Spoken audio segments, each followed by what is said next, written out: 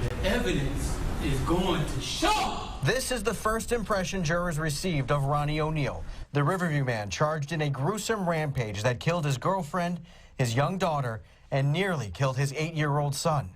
Oneal, representing himself, shouted at the jury during his opening statement. And the evidence is going to show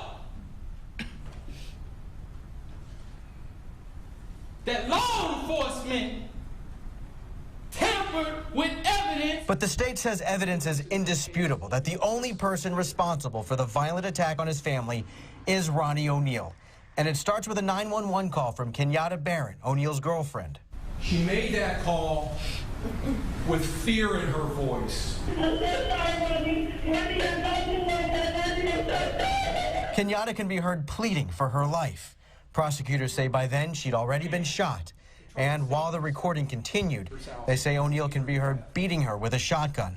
The evidence will show that that was just the beginning. That's just the beginning of what happened this evening. Investigators say after killing Kenyatta, Oneal brutally murdered his 9-year-old daughter, Riverview, and tried to stab to death his 8-year-old son, also named Ronnie, before setting him and the house on fire. And it's just the beginning of what became an odyssey for this little boy. An odyssey of violence, an odyssey of brutality. The little boy, however, survived the attack, barely. But the words that came out of this little boy's mouth were not a cry for help. They were not a help me or a painful cry.